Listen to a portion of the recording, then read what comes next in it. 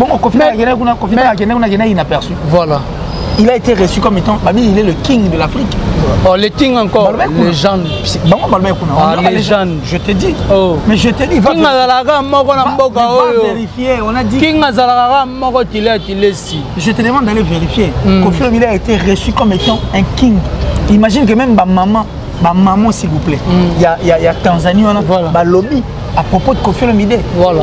Il faut voir comment est-ce qu'il a été accueilli. C'est une fierté pour nous. Kofi Olomide a été accueilli, il n'était pas inaperçu. Voilà. La Tanzanie, on a Kenya, le roi star.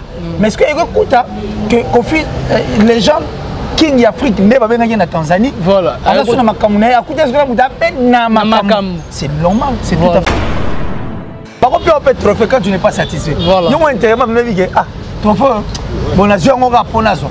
Mais la carte, c'est normal, tu la mérité à gagner. Ça n'a pas de sens. On est avec toi, parlons un peu de featuring René Awa et Bimi Awa. Fally Ipupa et Nino featuring Kofi Olomide et Diamond. Qui est, tu peux nous faire une analyse sur ça dans tous les deux featuring. Cette fois-ci, l'opération est à mon corps. Voilà. Ça dit c'est la torche. Ok. La torche, puis la torche. Voilà. Il y a un monde qui est primé. Ils sont couronnés. Là où il y a le noir, tout le monde m'a dit qu'il y a une torche. Tu peux si lumière. Tu peux si lumière. Voilà. Et jumelle peut-être aussi là. Oh, tu fais ça là, on peut. Qu'est-ce que tu as la rabonne. La capena, tu zoomer. Mais déjà, Ferrego, là, c'est une bête de scène. Ouais. C'est vraiment une bête de scène. Ça dit, il maîtrise la chose. Et ce midi, tant que décortiquer comment faire rigoler. La carte c'est comment faire rigoler, mais ça ours. Et puis mais ça zamba en fait la forêt. Voilà. Vous comprenez? On dit zamba est beau tara. Hein? En fait, tout le monde a sens. Nous étions quoi? Et ça la maquillé les collègues zamba est beau. Mais tout le monde fait rigoler awa. Alors bâti a bengati Afrima a beza club d'amis. A binanta mona artiste dans la génération na bango qui a un Grammy awa pour lober la tiens. Mais c'est du lourd. Voilà. Il n'y a pas photo entre Grammy awa depuis c'est clair. C'est-à-dire on ça la fureur et puis on colonisé. C'est le stade entier qui a chanté ensemble avec lui. Ouais. Ça c'est pour répondre aux personnes qui pensent que Inosbi ne représente rien. Ouais. Et que Inosbi chaque été la liste, il y a des musiciens qui sont grands dans la mission. Et que Rose a la légende, Rose a la icône, Rose a la kilote, Rose a la superstar. Mais Rota a été Inosbi dans Frima, a été nominé, mais a raflé trophée en entier. Ça crée des polémiques par rapport à la regard, il y a Gaz, il là. Inosbi, mais Inos n'est pas top. Tu pourrais dire quoi? Mon atier, botalelanga, Congo température, ya maman Rosette et la fleur, nadambu. Congo température, et yena mo pepa sika, ya tobina e Congo température, et yena mo pepa sika, ya tobina e Congo Merci beaucoup chers internautes, vous suivez votre chaîne que vous aimez beaucoup, Congo Température TV, partout dans le monde entier, là où vous êtes. Merci beaucoup, c'est moi votre humble serviteur héritier Ibou Lamoui, Akaya Solo, Baxelaga président le défenseur. Bazuapi, merci beaucoup par rapport à l'actualité, autres en ont envie. Featuring l'équipe Belé, Kofi Olomide featuring avec Diamond, Fally Ipupa avec Nino, héritier Watanabe qui annonce la sortie officielle de son album Mi 11 000 de morts le 2 décembre au EPC Batoubou parce que même date n'a Fally Ipupa et Mbrié Batoumutu Torosola peu Mamouké par rapport à concert il même à faire rigoler le kati c'est pour cela moi héritier Iboula Nega Tolo Baravana côte na côte invité nanga je dis merci beaucoup à maman Rosette et la fleur d'Ambou. Pourquoi pas à le tout-puissant champion Wadol depuis La Rochelle, Mokonza Mboka. Merci beaucoup à Driss Chamotomètre, Bébazibé, Bachafouin, Omonango.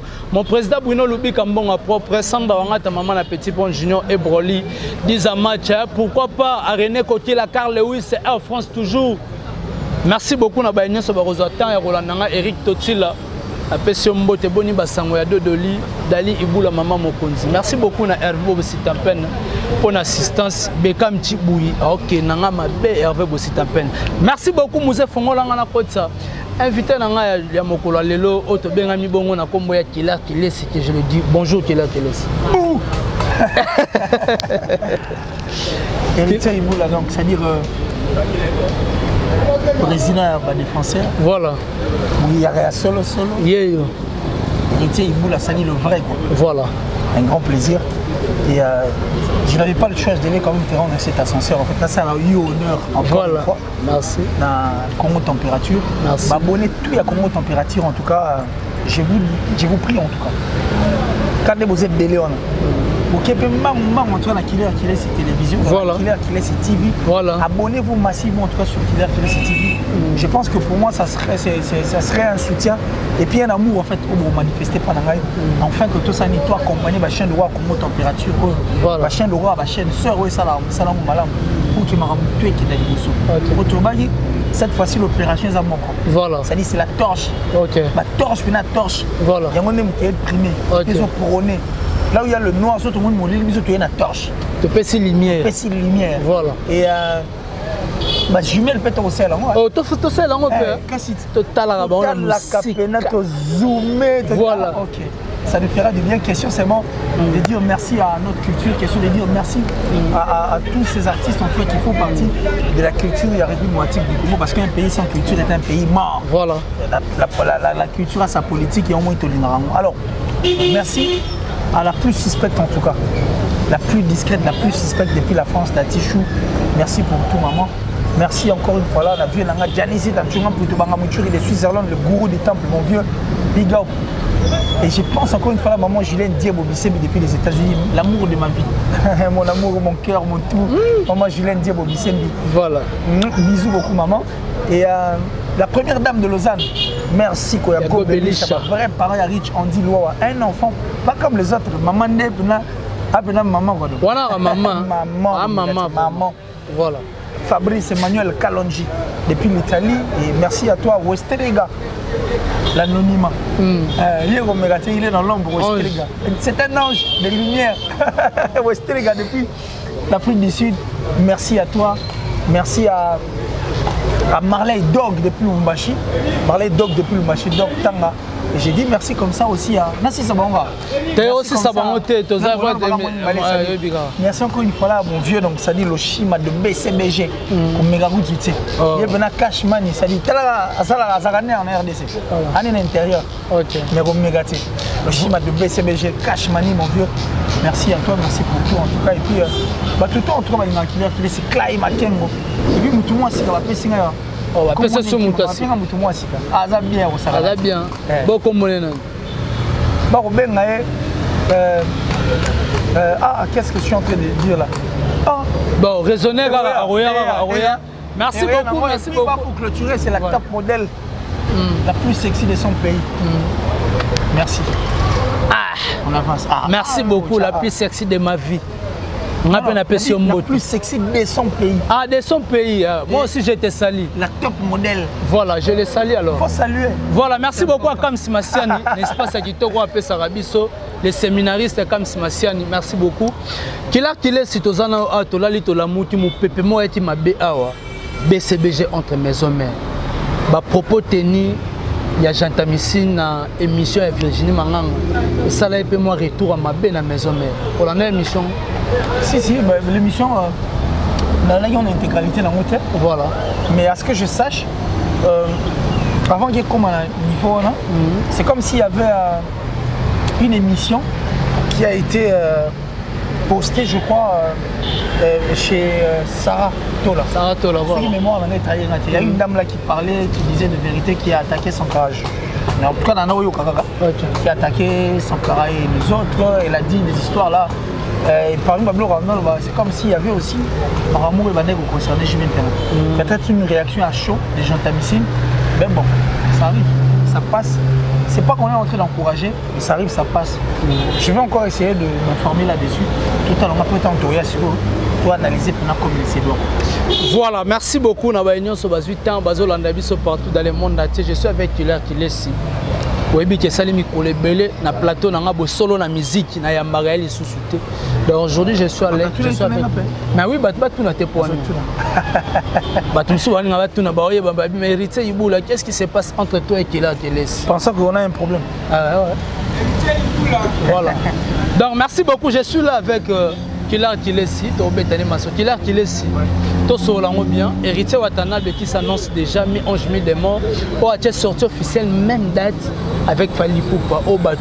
Bah comme on incriminé Héritier Watanabe, bah lobby Apika. Apika ça veut dire. Mais Apika parce que Achena na les kings.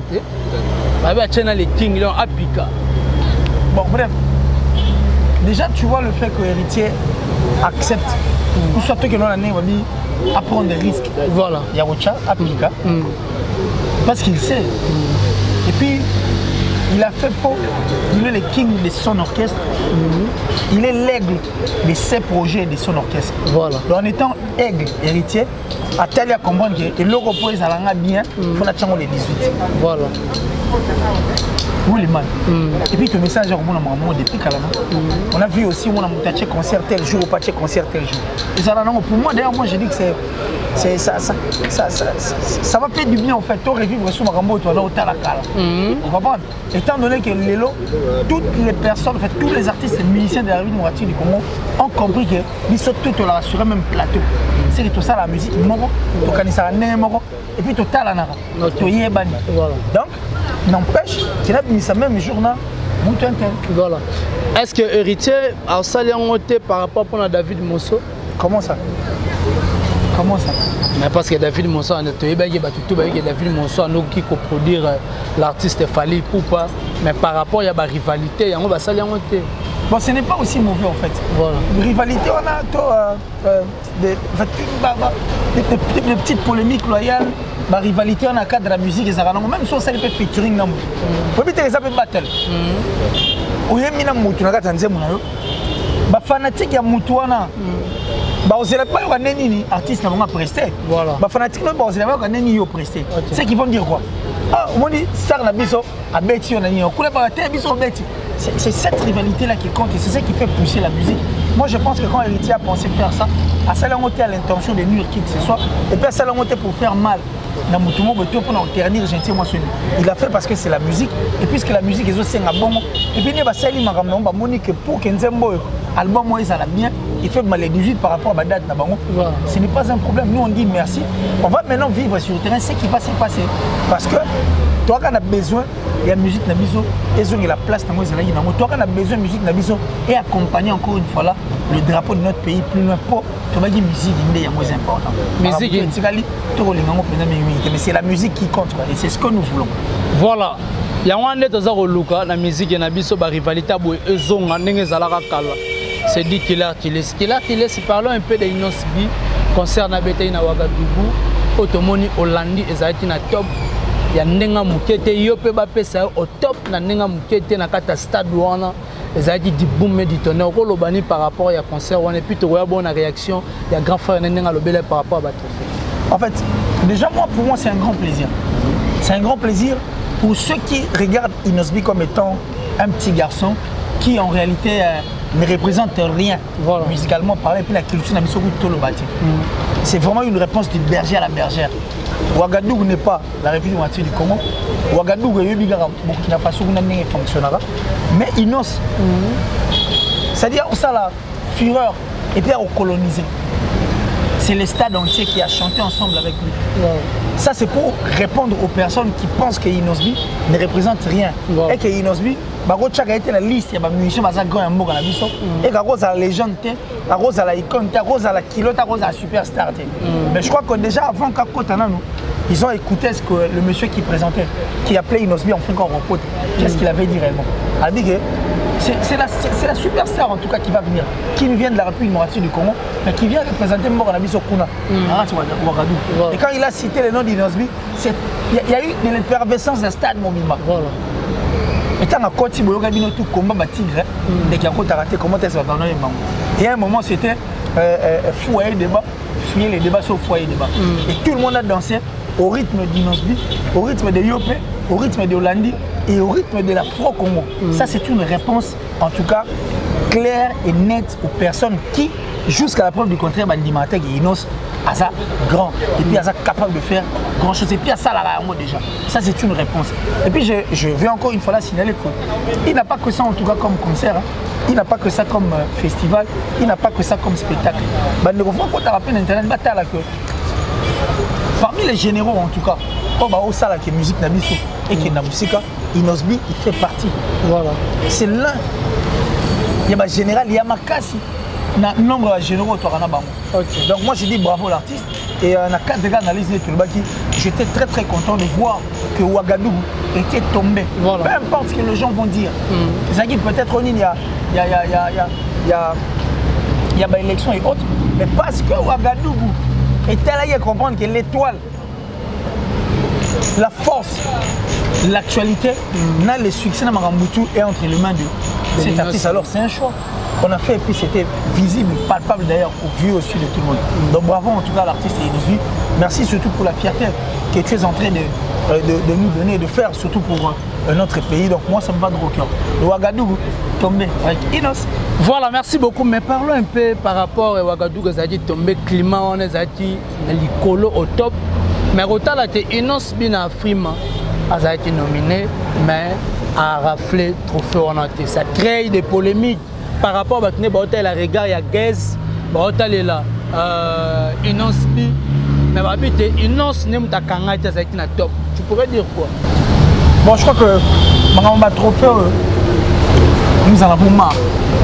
Vous comprenez? Dans le but, on veut Michel Bélé. Voilà. Et ça, les marins en Afrique, même aux États-Unis, les trophées sont crédibles, du genre Bitiawa. Même l'artiste avait dit que, à mon avis, Bitiawa, on appelle ça un cara, anglophone, n'est-ce pas? On appelle ça une forme à contestation. Voilà. Une forme aussi à regret. Voilà. Donc, et à la ranango. C'est-à-dire que ce n'est pas une première fois. Tu mets ça en ango. Tu mets ça en ango, ce n'est pas une première fois. Tu mets ça en ango. Donc, ça passe quoi. Et surtout pour les bateaux, que non, les bateaux vont contester, les bateaux vont jaloux. Mais je crois qu'on a démontré dans beaucoup d'émissions ici, disant que même les Américains, vous comprenez? Drake, Nicki Minaj, Kenny West que tu as soulevé la même Grammy Award. Il y a le Wizkid d'ailleurs que j'ai posté d'ailleurs dans la statue. Wizkid est en train de dire qu'il n'avait pas besoin en tout cas des trophées parce que dans ce trophée, il y a beaucoup de choses qui se font dans l'industrie musicale. Pour laver l'image des artistes, il y a coopérer trophée. Même la plateforme, la playlist, il y a beaucoup de secrets qui se passent derrière cela. Alors, pour Wizkid, trophée et Zakaka, tant à bête à concert, les fanatiques bazoua ébélé, tant à mis album, ça la succès, tant à au son, l'album, pour lui, c'est ça en fait le vrai trophée qu'un artiste peut en tout cas se réjouir de ça. Mais on sait qu'on sait le trophée, on a. D'ailleurs, en tant que journaliste, au Mouniango, tu le sais parce que depuis 2019, si 2020, nous savions l'actualité était entre les mains des qui. Voilà. Maintenant, il va détenir qui actualité. Mais c'est que imagine que tu as un mot tu l'as fait son mot. Biche, bimpa, mamoué-toi, mon cash. C'est ça qui trophée. Voilà. On met un succès. Et un succès, dans ces capté, challenge Zali. C'est mec. C'est mec. Hollandi. Toi et moi, on a suivi, regarde-moi ici. Voilà. Il y a plein de trucs en tout cas. Et je pense que s'il y a des abonnés, qui continuent en tout cas de s'abonner dans la blog, on pourrait permettre. Mais ce n'est pas une première fois. Ils ont nouveauté. Ils ont déjà, on a brandi le preuve avec les Américains, on a brandi les preuves avec même le Nigeria. Ça ne doit pas déranger en tout cas qui que ce soit. Voilà, merci beaucoup. Et déranger, on va vraiment battre. Mais mon frère Regola Awa. Alors, à Bengati Afrima, à Beza Club d'amis, à Binanta Mona, artiste dans la génération à Bango, qui a un Grammy Award. Pour l'obé la tienne. Mais c'est du lourd. Voilà. Il n'y a pas photo entre Grammy Award et puis c'est clair. Voilà. Par rapport à la notoriété, par rapport à ma campagne. Moi, sérieux. c'est le coup de l'obatier. Voilà. Voilà. Il n'y a pas photo. Il n'y a pas photo. Ça, c'est un rêve de tout le monde. Voilà. Mais est-ce qu'on imagine qu'on a un rêve, il y a Congolais tout. Mais quel doit être soumis là pour dire que c'est l'autre côté. C'est l'autre côté. Voilà. Musique, il faut bête en bien. On est devant la mission tout est bien. Voilà. Et c'est une richesse, si tu veux te réjouir de ta richesse, il faut la satisfaire. Voilà. On peut être trophée quand tu n'es pas satisfait. Voilà. Nous, on intérêt, ah, trophée, bon, la joie, on va pour nazo. Mais la carte, sinon, tu la mérité à Gamoté. Ça n'a pas de sens. Voilà.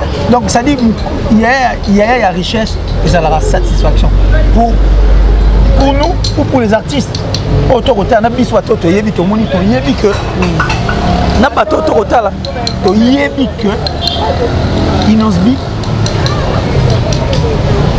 to yebi que faire, to yebi que rebo chulo, to yebi que mais un père malabon ba robengo ces mecs.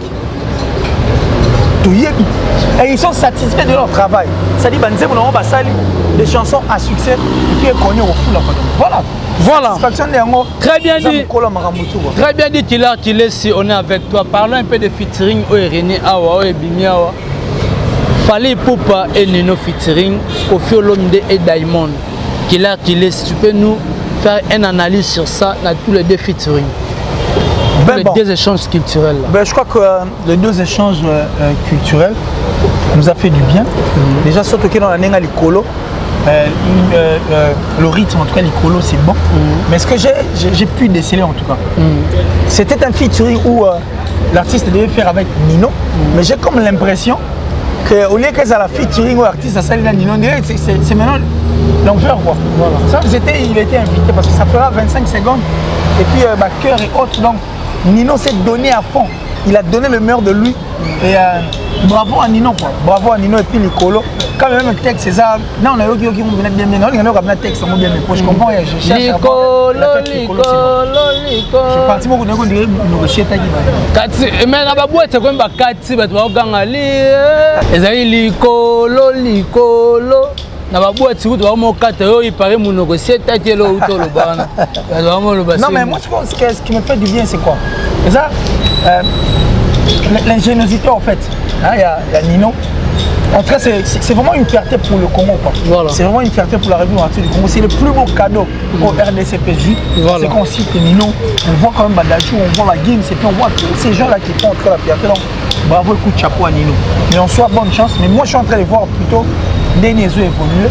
Je m'étais d'ailleurs dit, j'ai comme l'impression, la force du featuring de Koffi Olomide et de Diamond, elle est tellement ma casse qu'ils ont étouffé, on dirait. Mais ils ont étouffé déjà parce que y a 2 millions. Apparemment, ils ont étouffé. Voilà. Coup de chapeau, en tout cas, Koffi Olomide, on a vu son ingéniosité, Tata Momimaye, et puis Diamond qui se donne corps et âme pour un featuring. Et tu as vu quand même comment est-ce que la complicité en est là hier. Mais complicité, mais tout le monde est Koffi Olomide. Koffi Olomide a featuring, il m'a vraiment trotté. Tu sais? Oui, Koffi Olomide a parti mon gars, il y a Mickey. Il reste maintenant à savoir, featuring, c'est la chanson de Diamond ou c'est la chanson de Koffi Olomide? Quand l'artiste s'est déplacé, peut-être c'est pour Diamond. C'est pour Diamond. Ouais. C'est normal. Mon colonne dit on fait interview les Arabes. Bon, on a été Inosbi avec Damson. Inosbi a charge à Chanae à Diembelité. Voilà. On a besoin de côté à Yemina Nuyemoro et Damson et Hachi. Nous n'avons pas emprunté bon. Mais qu'il laisse tout le monde force à Diamond par rapport à l'espace pas même 24 heures, c'est 1 million de vues. Mais c'est ça la musique. Ça la musique. La musique c'est ça. Biso ba Congo to tika na biso ko lobela mama ba vie hein. Tant maman lobela ngote. Ba lobela ngote. La musique c'est ça, la musique c'est ne betane ba yo kande et bini sande. Voilà, c'est ça en fait. Et livre ba ko la betane ba concert bini sande yemba ba yo ka. Il va vrai trophée moi. Parce qu'on comprend il y a un vrai trophée.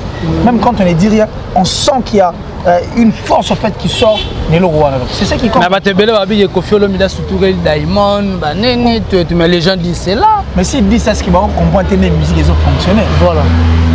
C'est qu'ils vont comprendre que les musiques ont fonctionné. Mais va aux États-Unis, tu verras bateau baza ko ba 6ix9ine on Cardi B je crois. Ba na succès au Saranante, ça ba no ba Nicolo. Musique à la bon. Ba na succès aux légende mais bon, on a succès, il faut s'accrocher. Voilà. Bon, Kaboli, il faut. Mais discours, vous bénéficiez de ça. Comme on a les zones sur la temps, net au Vandia. Il y a confiance. Pas de confiance. Voilà. La musique, c'est ça. Ma featuring, on a fait voir ça. On va faire rigolo. Et tous ces artistes qui restent, il faut aller faire de featuring, c'est important. Voilà. Si là, malgré bon, imagine que besoin de te faire 16 pays Afrique. Bon. 16 pays, on a exagéré parce que 16 pays, on a tout au Koksangou. Nigeria, tu mets ta ramouké. Voilà. Au moins, on a Côte d'Ivoire, on est comme on dit, on a chemise. Voilà, on a des palais. Braza, Gabon. On 16 pays, on a. Difficile de voir en dehors de Maître Gims, voir un artiste aller se produire dans Malgré. Quand il est grand temps, non, de jouer avec la musique actuelle. Et comme il faut, Moutouan a succès au Yewana, au Solo Li, au Sili, au Kati, Mwambila, m'ont contacté. Après, Mwambila Mumbongo. Mumbongo. Bon, l'équipe maman a et puis ça nous fera du bien en fait, l'artiste Nabiso. On la sous-champ, on a besoin encore plus loin. Voilà. C'est logique et puis c'est normal. Mais on a voilà. Moi, on a battu un succès. Succès, puis on a cassé, puis tu vas comprendre. Voilà. Quand on a succès, on a ressuscité ce papa. Bon, on a inaperçu. Voilà. Il a été reçu comme étant, il est le king de l'Afrique. Oh, le king encore, légende. Légende. Je te dis. Oh. Mais je te dis, va vérifier. On a dit. Je te demande d'aller vérifier. Kofi Olomide a été reçu comme étant un king. Imagine que même ma maman, s'il vous plaît, il y a Tanzanie, on a lobby à propos de Kofi Olomide. Voilà. Il faut voir comment est-ce qu'il a été accueilli. C'est une fierté pour nous. Kofi Olomide a été accueilli, il n'était pas inaperçu. Voilà. La Tanzanie, on a Kenya, le roi star. Mais est-ce qu'il y a que Kofi, les gens, King d'Afrique, ne va pas venir en Tanzanie. Voilà. C'est normal, c'est tout à fait normal, mon frère. C'est très normal. Voilà, c'est très normal. Et je vois pourquoi on Kofi Olomide, il maîtrise en fait. Mais alors, il y aurait featuring, il y a Kofi Olomide, il y a Diamond, et autres tout fait, Nzembo ya Fali. Et là, par rapport, on a la question, là, par rapport à vie, mais par rapport à vitesse. Non, mais la vitesse, c'est ça, non? La vitesse, ouais. Parce que featuring, c'est comme si ça m'a cassé de Yebeli Fali. Par rapport à la vitesse. Voilà, par rapport à la vitesse, j'allais dire, voilà. Ça dit, voilà, des gens disent, mais connaissez un peu de laisser de temps au temps. Total année, il m'a envoyé qu'il y en avait. Mais coup de chapeau, en tout cas, à Kofi Olomide Diamond, coup de chapeau aussi à Nino ainsi que l'artiste, donc c'est bon. Voilà, c'est bon. Ok, merci beaucoup, c'est bon qu'il a qu'il est c'est au mot qui est vraiment dans sous émission par rapport à la prestation à Ferrego on a concerné même ligne habité un mot sur ça. Non mais déjà Ferrego là c'est une bête de scène. Ouais. C'est vraiment une bête de scène. Ça dit il maîtrise la chose. Et ce midi tant que décortiquer comment Ferrego là. La carte c'est comment Ferrego le Misara ours. Et puis Misara Zamba en fait la forêt. Voilà. Vous comprenez? On dit Zamba est beau tara. Hein? Après, tout le monde a sens. Nous étions quoi? Et ça, la maquille les collègues Zamba est beau. Ouais. C'est pourtant dire. Parce que on dit Zamba sur votre site, nous étions des hommes immébélés. Mais nous étions sur quoi? Nous étions morts. Mais ça, maquille les collègues Zamba. Voilà. C'est ça fait rigoler. C'est fait rigoler. Voilà. Parce que là, on a l'ingénieur comprendre. Il y a des ça comprendre. Et puis, il y a des gens qui a ça l'année. Donc, je reviens par rapport à ta question. Dans ces millions des Ivoiriens, tant qu'on va déchiffrer comment on a les Missi Gola, je crois qu'il y a Gola, la gorge, la voix, les Missi en tant qu'ours, ours, d'ailleurs, tu as dit qu'il y a rappelé pour une bannière en Makassi. Et puis, les Missi, il y a du sous Zamba. Donc, c'est une force. Les gens savent qu'on sait les concerts, on sait que faire Gola est ressortissant d'un orchestre qui est habitué à des concerts. Ah, mais tu regardes mon mouquet. C'est ce que je suis en train de dire. Voilà. Donc, c'est déjà une force parce que Ferrego là étant artiste musicien, où tu as un BCBG 4x4, déjà, il y a scène, il y a concert. Dans le bon sens. Hein? Voilà. Tu as les sous na musique à Maison Mère qui faisait des concerts, 3 jours à concert. Ma performance, 2 jours à Zénith, je habitué. Moi, pour moi, ressortissant, tout y a s'il s'agit d'un concert, na bango na bangi la moto même bango pena concert, ils arrivent bango ba performance par exemple ça bango pena sur le podium. Donc merci à Ferrego là, merci surtout pour ces concerts, mais que le Gaulois revienne un peu dans Nzela. Est-ce que vous avez remarqué le remonte? Bah remarqué net qu'il a les silo ba yango. C'est vraiment relâchement na bango. Ah OK. Ils doivent s'y mettre. Harmonie et Zoya. Moi je suis sûr qu'ils ont le meilleur album parce que Ferrego là chanté dans couleur moreux. Il a chanté avec des artistes qui vont donner à Ferrego. Alors Ferrego là, à Sali Harmonie du genre un album comme celui de Papa Wemba. Je crois que c'était l'album Émotion. Émotion, s'il a raté. Pour pas featuring, ils ont fait featuring. Au salon, on va pour mon écoute après les gars. Et les gars, c'est à la paix. Ça dit featuring, moi, érotique, de façon que. Featuring érotique, de façon que même pas, on a vu sur la Roya. Featuring érotique, de façon que on a vu sur. Tant que Roya, moi, je suis papa m'a bête émotion. Voilà. Tu vois, featuring et autres des chansons comme ça qui sont restées. Nous voulons aussi que des chansons pareilles. Tu vois, tout le monde trouve Papa Wemba Kofi Olomide. Tu vois, tout le monde featuring moi, j'ai même piané Papa Wemba. Vous comprenez?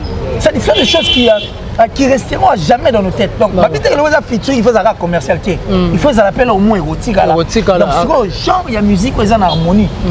J'ai comme l'impression qu'il y a un moi. Parce que déjà, regarde-moi, nous a presque tout dit. Voilà. Imagine que regarde-moi n'est qu'une chanson, single car sans featuring, mais est bouleversé m'a donné. Tilelo. Voilà. Tilelo. Turbulence, la perturbation comme va te là, c'est aussi à cause, grâce à ça plutôt. À cause de ça puis grâce. Et on réveille voilà. Donc une chanson, et bien tu as vu un style, il y a bisoté, style actualité.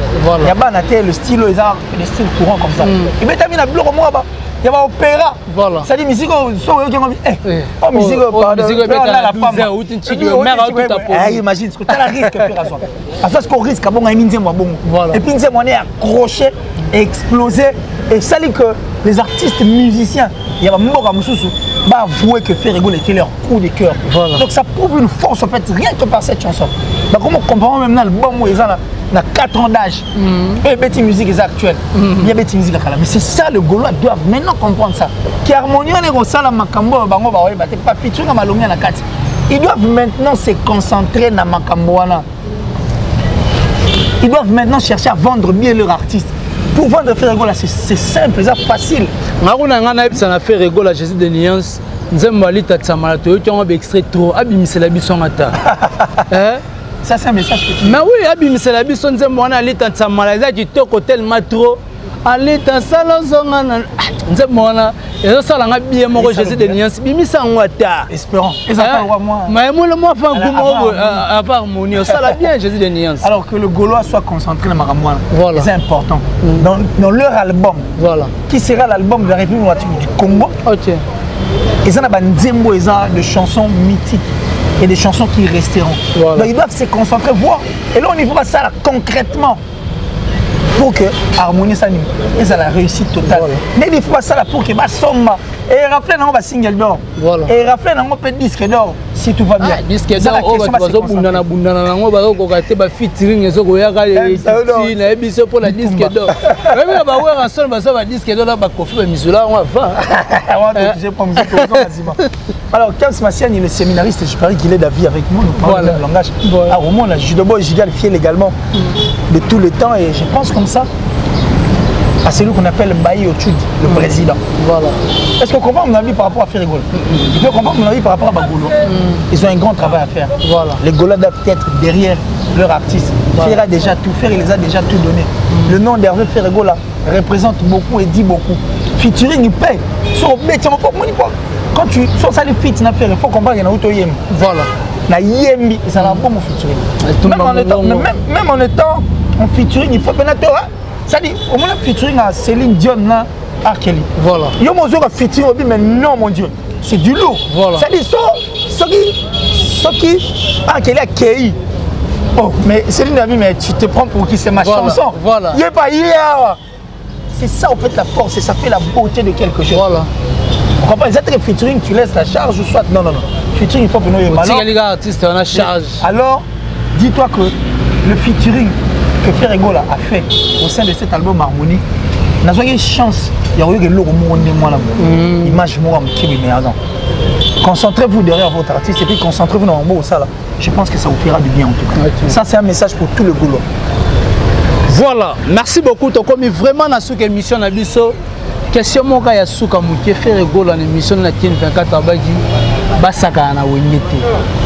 Bah il a raison, tout le monde a linga basaka na ndako et puis wengeni on va wengé et c'est ça la et c'est bizarre toute une génération. Voilà. La 4e génération, wengé a décomplexé Batebele et puis wengé change même style la musique. guitare la musique elle était bonne en fait. Elle était bonne. Mais tant que vous comprendre que la musique et simplifier ce que la guitare dit.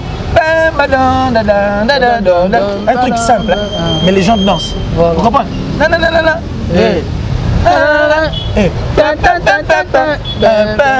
Un truc qui est simple. Par exemple, avec le 5, par exemple, vous comprenez? Donc, il faut respecter en fait. Il faut respecter. Et puis c'est grâce à Wignon, on a artiste, artiste et musicien. C'est grâce à Wignon, jeune et belé, par exemple, moi. C'est vrai qu'il y a aussi une partie noire en tout cas. Au sein de Wignon, mais il faut quand même parler de Makambo et Zagui visible et clair.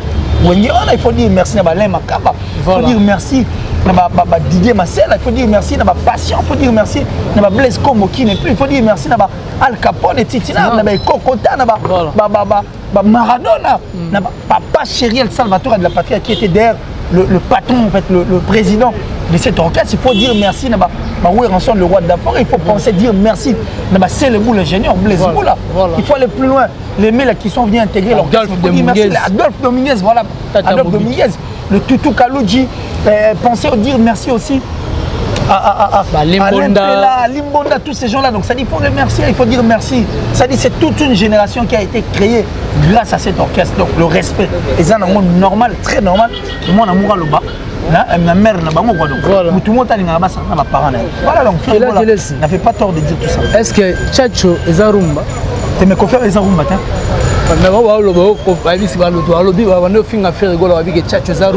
Mais regarde, c'est ce que j'ai toujours dit à Ferrigol. Comme on a au monde, ici là, avec son talent, avec tout ce qu'il a, il y aura toujours de quoi à inspirer les gens. Voilà. C'est de même pour une osmine de ça.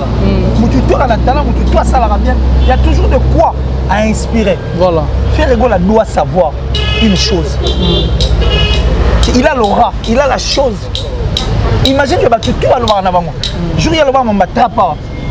Analyse et banda. Ouais, ouais. Quelle est la mission? Il a la chose. Parce qu'on est canalisé en c'est un poids lourd en tout cas. Un poids lourd de notre musique. Et c'est une force. Il doit. Ah, faire.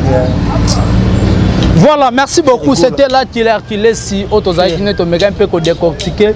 Tout ça la mise au point dans ma maison la musique congolaise. Hervé Bossit un peu nous au fond la mise dans ma maison la musique congolaise. C'est pour cela mon héritier il boule na tima yimbangu.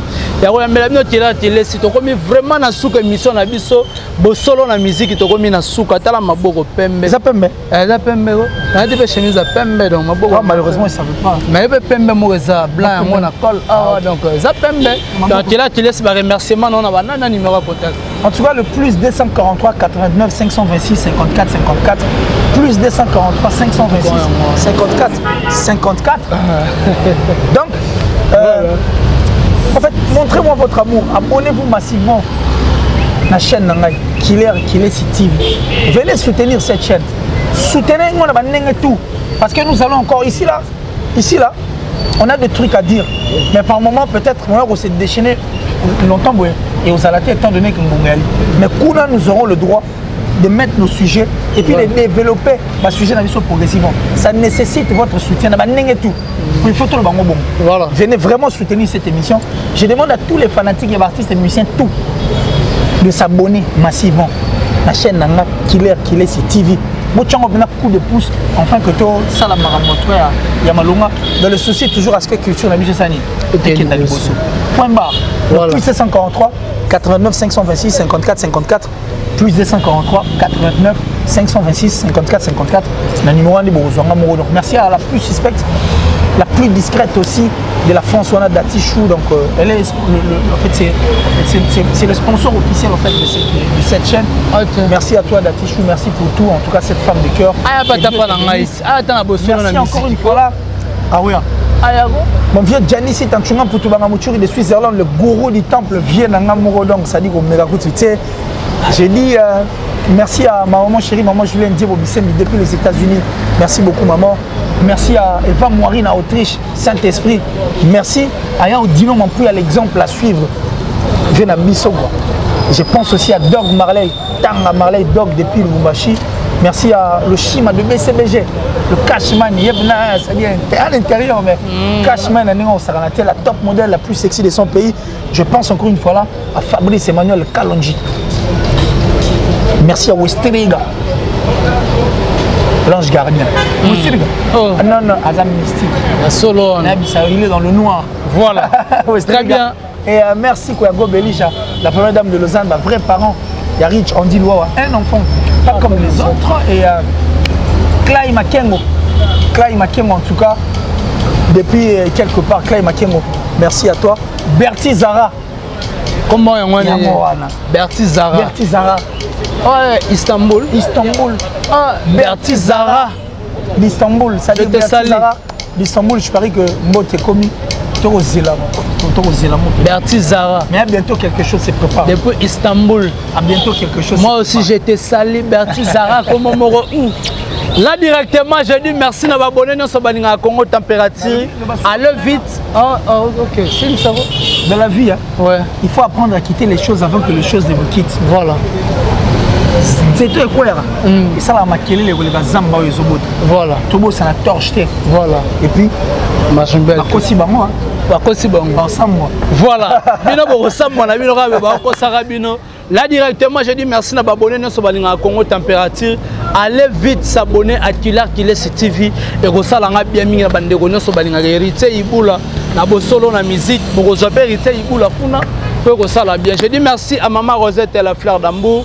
Pourquoi pas Mokonzamboka le tout puissant champion Wadol depuis La Rochelle. Merci beaucoup à Driss Chamotomètre Bébazibé Bachafouin au Monango. Merci beaucoup à mon président Bruno Loubi Kambonga propre Sandra Wangata maman na Petit Bon Junior et Broly Dizamaj.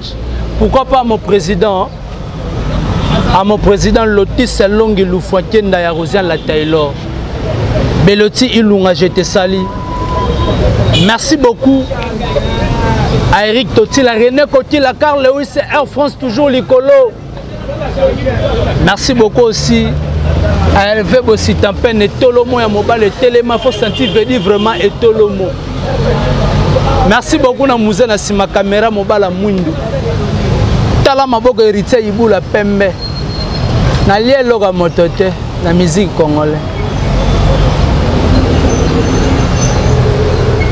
Tomonani Soti Nzambe Azongi Nanute. Play. Monatie botalelanga Congo température ya maman Rosette la fleur Nadambu Congo température eye na mopepe asika ya tobina Congo température eye na mopepe asika ya tobina Congo température